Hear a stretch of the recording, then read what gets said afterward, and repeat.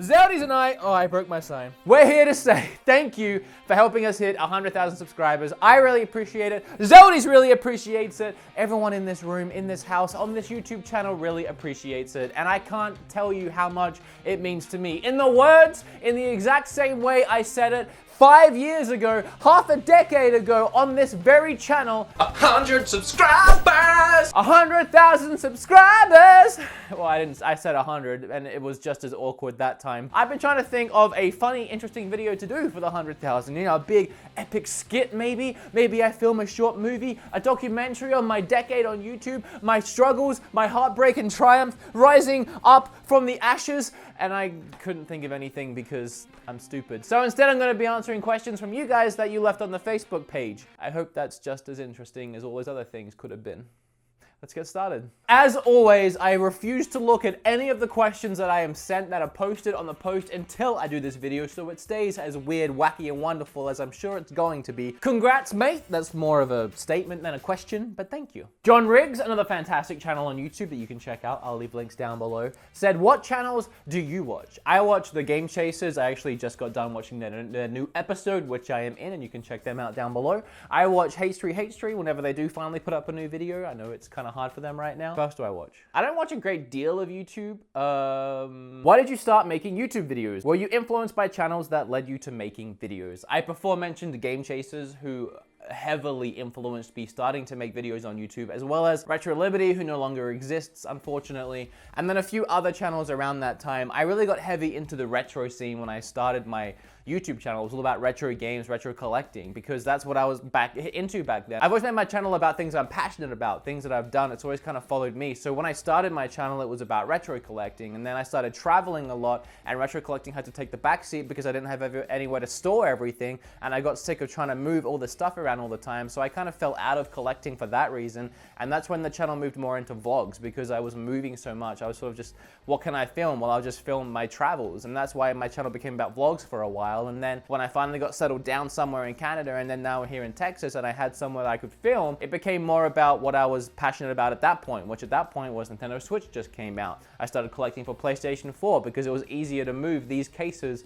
than big hunking systems and collectibles that I was used to be collecting. The channel's always changed and grown every time I've changed and grown, which is why I don't know where the channel is going to be in a year, but I always try and keep everything as entertaining as possible on the way. I was heavily influenced by retro gamers when I started, so you can check them out below, except Retro Liberty, RIP.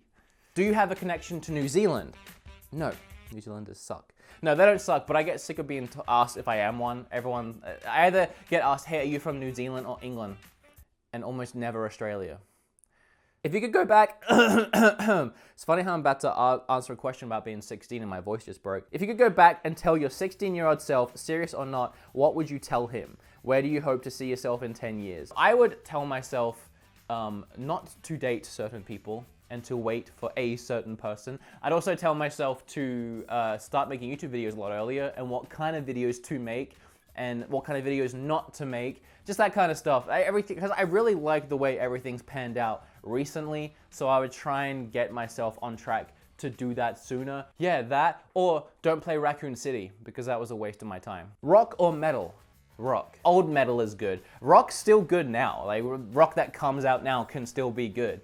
And I'm sure that's gonna piss a lot of people off, but I prefer older metal, and I don't really like the metal that comes out now. So rock. And old rock was better anyway. Sorry, Alpha Omega Sin. Hey Wood, I want to know what smaller YouTube channels you enjoy that aren't video game related. I love these questions, but I hate these questions because I'll sit down at my computer next and I'll be like, I should have said these people. So I'm just gonna link some channels down below, a bunch of channels down below that I think are really great channels. I'll list them as to ones that influenced me, ones I think you should check out. I'll try and share some of this love. If I try and stand up here and think of any, they're not gonna come to me. And that frustrates me, especially smaller channels that aren't about video games. There's very few of those that I do watch, so again, I'll leave them down below. Of all the places you moved to, which is your favorite? This is kind of split between two places. My favorite to be, my favorite to live is here in Texas, because I'm here with my girlfriend who's behind the camera. I'm here with my really close friends, Billy, Jay, Melville. I could list a bunch more people that I love and I see as family. I wouldn't want to live anywhere else for that reason. And also Texas is amazing and there's so much to do and so much to my interest. But I kind of wish that Texas looked and felt like Vancouver and just BC in general, because BC was beautiful and I loved going hiking, I loved exploring, I loved driving around, I loved the scenery, I just loved everything about it. I loved the culture too. I don't know, I would just like maybe a mesh of those two places. I mostly just miss hiking, but I loved living there, but I wouldn't want to live anywhere other than here, if that makes sense. Australia sucks. To live. I mean, there's good people and government and healthcare, and really it's a better place to live if you want to have a healthy life. Bored as shit though. Joe from GameSack asks, one summer day you suddenly find yourself homeless in an alleyway in an unknown city. You are starving and haven't eaten in what feels like days. A few feet from you, you hear a bit of a commotion. You wander around the corner to find a large dumpster. The noise you heard was Bill Cosby, Steven Seagal, and Kenny Rogers fighting over a half-dead rat to eat. But you desperately want to eat the slightly alive rat because your tum-tums is rumbling. In fact, it's rumbling so loud that all three of them turn and notice you. How do you defeat each of these individuals so that you may consume the rat completely before it dies? Okay. Steven Seagal, I would challenge to a fight, a karate fight, because I've seen him karate fight and he can't fight for shit. And I won't throw myself for him to make him look good, so he'll be easy to defeat in a hand-to-hand combat scenario. I was gonna say, oh, I'll throw a donut and he'll chase it, but if I had a donut, I wouldn't be eating a rat. Kenny Rogers, I don't know what I would do. Challenge him to a guitar battle. What does Kenny Rogers do? And Bill Cosby, I feel like he's defeated himself recently, so he's already taken care of. I would just walk over and eat the rat after challenging Steven Seagal to a fist fight. Maybe I would look so tough in that fist fight that Kenny Rogers would just walk away and go sing songs somewhere else or play hockey or whatever it is he does. Stupid question, Joe, and thank you. Love you. Check out GameSack, links down below. Is it tough being me? I mean, sometimes. I mean, I cop a lot of shit. No, I like being me, kind of. It only gets tough at, you know, I mean, okay, there's the serious route where it gets tough when I'm battling the depression and shit like that, which happens more often than I would like. And then there's the less serious route where it's like, I can only seem to be on my channel and have you guys show me love and appreciation, and it's freaking awesome. But as soon as I go onto any other YouTube channel, I'll just get destroyed in the comment section and people will say, please get wood out of your videos suck, I'm unsubscribing. I don't know what I do wrong. I don't know what I do to piss people off. It upsets me, but I don't know, what can I do? It's fine on my channel most of the time. If Nintendo announced a Switch XL tomorrow, how would I feel? I'd feel happy because I'm actually waiting for that to happen. I have a feeling it's going to happen. You have removable Joy-Cons, removable attachments and all this stuff, so you would think it would be slightly easy to make a system that is just the tablet screen and you can slot all the attachments that you already have, the dock that you already have, so just bring out a tablet that maybe is a little bigger. I'm not sure how that would work in any kind of sense, but I mean, I would like a bigger tablet screen. I mean, you can't fit in your pocket anyway. Make it a little bigger. Screw it. I kind of want a bigger screen because it's a nice size, but especially when you put it down on the table on like the little kickflip thing, it's too small. What's up? Hey, you on your way? No, but I can be. Are you leaving soon? No, you're fine. No, you're fine. I thought you were already on your way. I don't have the address here, but I'll get it from MC and text it to you. Okay, cool. Thanks. All right, bye. Bye. What's it? That was Jay. To keep growing, to keep changing. I don't want it to ever feel stale, ever feel the same. I just want to keep making things different and entertaining. And as long as it's always entertaining, that's my main aspiration. As far as like where it goes, I would like it to keep changing, like it to keep growing. I don't want to go away from video games, but I don't know, maybe do different stuff with it. Because, I mean, the same stuff gets boring. Which do you prefer, an Australian accent or an American English accent? It's weird now watching my older videos and hearing how Australian I used to sound 3 years ago. My girlfriend likes to make fun of the fact I used to say two instead of two. I don't know, it's stuff like that. And I can hear things, I say past a lot rather than past, or fast rather than fast. My voice has changed so much over the last 3 years, so it's weird. I can actually barely understand some of the things I used to say in my older videos, which is kind of surreal. And whenever I talk to my old friends on the phone back from Australia, I never realized how Australian we all were. It's really weird. 2 Final Fantasies, 10 and 10-2 for $7 each. My favorite childhood gaming memory was Ocarina of Time, playing Ocarina of Time, and having that escape from the fact that I had no friends. It was my friend when I had no friends. What is something you love most about being a YouTuber and making videos? It honestly is the appreciation and love and respect from you guys. It gives me purpose, and just the fan mail, all the fan mail that I'm given is insane.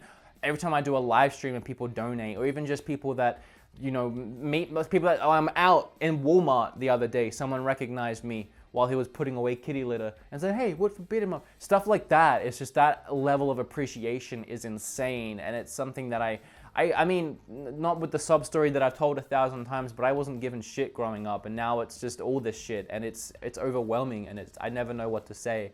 But even just down to the fact that 100,000 people over the last 5 years have hit that subscribe button, maybe more, a lot more, and people have unsubscribed because they decide they don't like me. But it's just crazy to me that all of that is even real. That's definitely my favorite part. I mean, I don't even know. I don't want to be like, hey, only the people that give me stuff, because that's not what I mean at all. But it's that feeling when something comes in the mail you weren't expecting, and it's a gift because of how much someone enjoys your content. I mean, that feeling is a hard feeling to beat.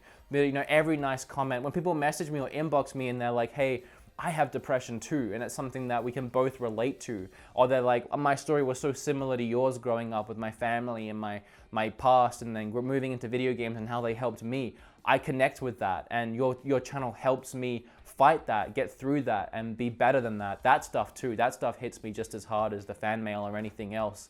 But I don't know, all of that is why I love doing this. And just the fact that I can make a video in an afternoon of me playing, you know, reviewing a video game with a funny skit, put it up and it will get 50,000 views. People wanting to see what I said about the game, or want to know if they should buy the game based on how I feel about it and how I review it. I mean, that's something that's insane to me. I mean, I grew up playing games, and I used to always go to work, you know, 16 all the way to 25, I worked retail, and I would go to work and I would tell my colleagues, my work friends, I would be the guy they would come to and they'd be like, hey, should I buy this game? And for years I would do it outside of YouTube. I grew up giving advice about video games. I'd be like, yeah, it's a great game, you should play it. Have you heard of this game? They'd be like, no, I haven't heard of this game. You know, especially 10 years ago when the internet wasn't so relevant and YouTube wasn't so relevant, and reviewing games, well, you know, you had a couple of magazines and some online places, but you went to friends still, and I was that friend. I was the go-to guy that loved video games and now I get to stand up and do it to thousands of people. So I don't know, there's a lot that I love about YouTube, and it still blows me away that I'm even where I am.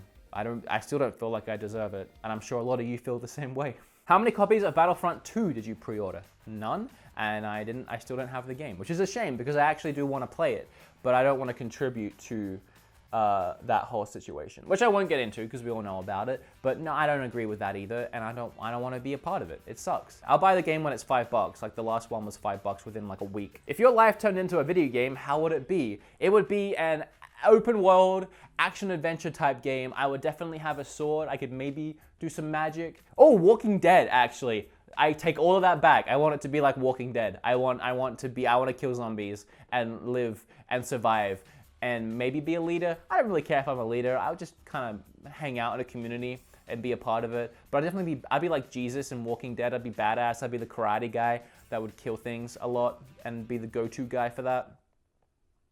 Yeah. Do I plan on bringing my Australian game collection over? Yeah, I have wanted. It's been over three years. It's been 3 years that my collection's been sat in my friend's house. A huge thank you to Laura for taking care of that collection for 3 years now. I need those games back. I don't know how I'm gonna do it. First, I need to actually get myself to Australia, which I currently can't afford, and then figure out how to ship all that stuff over when I come back. I don't know how to do it. When did you realize you could kind of live off YouTube money? At no point ever did I realize I could kind of live off YouTube money, because I can't. What I can do is not get a job in America because I don't have a work visa, but I can purely make YouTube videos, and the only way I manage to get by off making these videos is the Patreon page. And a huge thank you to my Patreon, who I can never say thank you to enough. I have an amazing, supportive, those guys are incredible. We have a Facebook chat that we talk in every day. We're like family. I mean, I call it my BeatEmUps family because it is my family, but those guys donate to the Patreon monthly, and that's what pays for everything. That's what pays for my channel. That's what pays me to make these videos, pays for me to eat, pays me to survive. And I can never ever say thank you to you guys enough. And you know, I'd sit here and list all of you all 150 of you, I think, at this point, if I had time. But I just want you all to know that I love you all, and I appreciate you all so much. And everyone that donates to that Patreon is my goddamn family and helps me do what I do, helps me be here with the girl I love and the people I love, doing what I love, exclusively and purely because of that Patreon. And I can't stress that enough. YouTube with the demonetizing crap. Since I made that demonetized video, every single one of my videos since then, bar maybe 2, have been demonetized. And I can't tell you how much that would be stressing me out and causing major depression if it wasn't for my Patreon. At this point, it happens and I'm like, what a surprise. I have Patreon though. If I didn't have Patreon, I would be royally screwed. So, I mean, thank you so much. God, there's so many questions.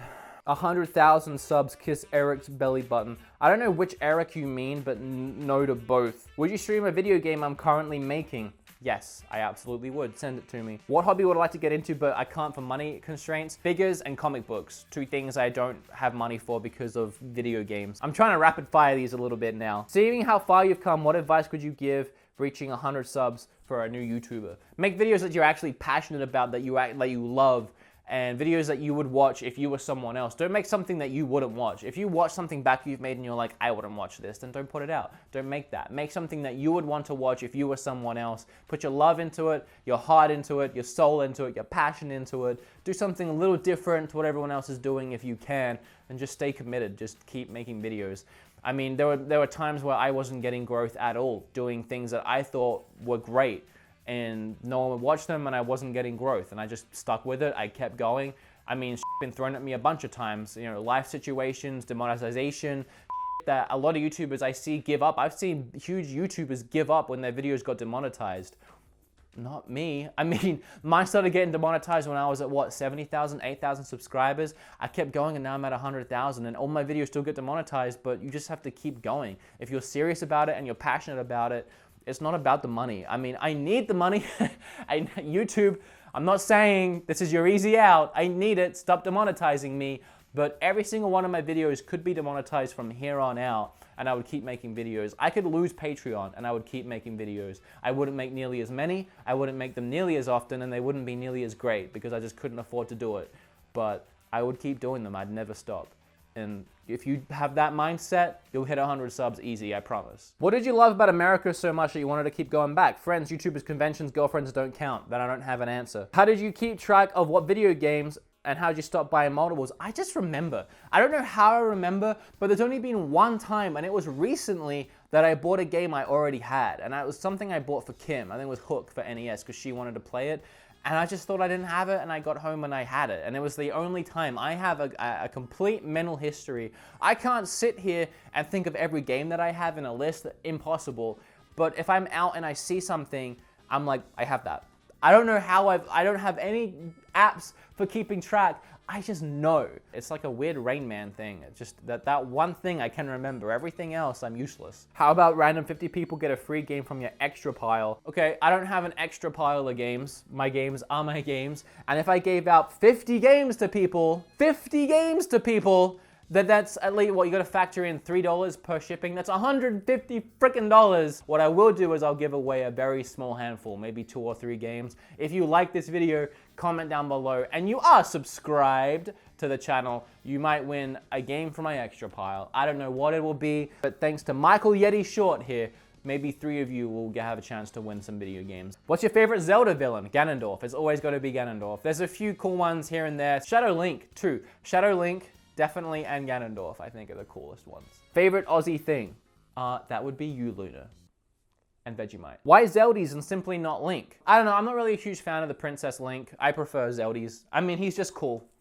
I like his sword. All right, guys, that's a lot of heart-to-hearts from me, a lot of funniness, I hope, a lot of goof and gaffs. I never really like the way these turn out while I'm filming them, and then I edit them, and they end up being okay. This one was long. I've been filming for like 45 minutes, so I'm gonna try and cut out a lot of the questions I asked. So I apologize if you asked a question and didn't get an answer, but if you wanna ask one next time, remember to follow the link down below to my BeatEmUps Facebook page. That's why I always host these Q&As. A huge thank you to everyone that asked a question. And again, guys, I woke up this morning and I checked my phone again to make sure this is real. I did a live stream last night of me actually passing the 100,000, and I was I almost didn't have words. It's something that you watch and you wait to happen for so long, and then all of a sudden after 5 years, it just exploded overnight, and I passed it, and right now I'm already 500 past that. God, now I'm really in the mood to play. Oh man. I know.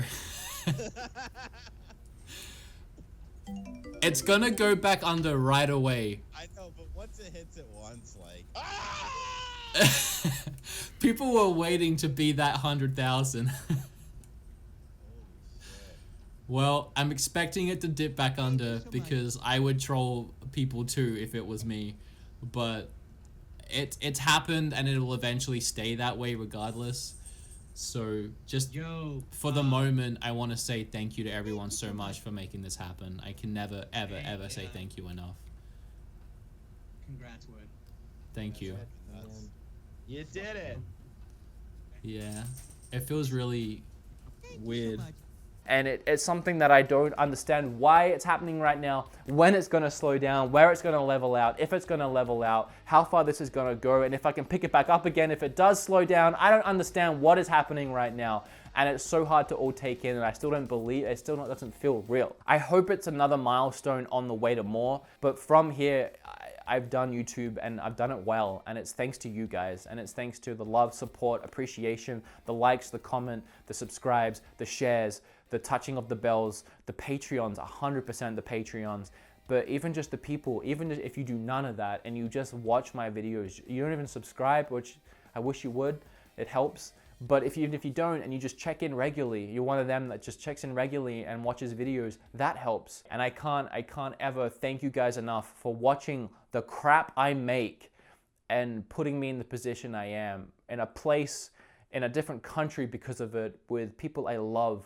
deeply and care about, both here and people that are watching, people on Patreon, people, friends and fans and family. I can never thank anyone enough, and it could stop right now and that could be it, and I would be more than happy with that, but I look forward to finding out where this goes, and I can never ever say thank you enough. I mean, if anything, there's so many reasons, but this helps my depression so much. This helps me find happiness so much, because I know even the days where I get hit with depression, which is something I'll never be able to stop, and no one can stop. Once you have it, you have it, and it sucks.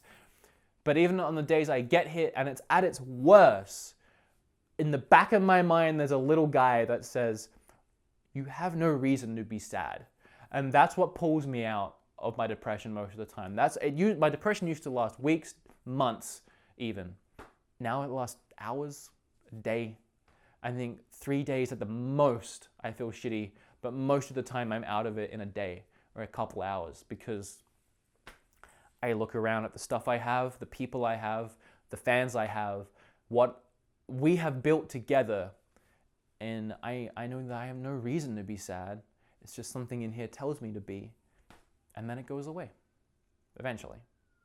And above anything else, that is something I can never thank you enough for, because it's something that a lot of people would kill for, and I would fight to keep it.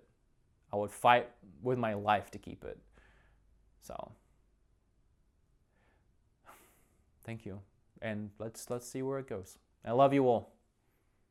Zelda loves you too.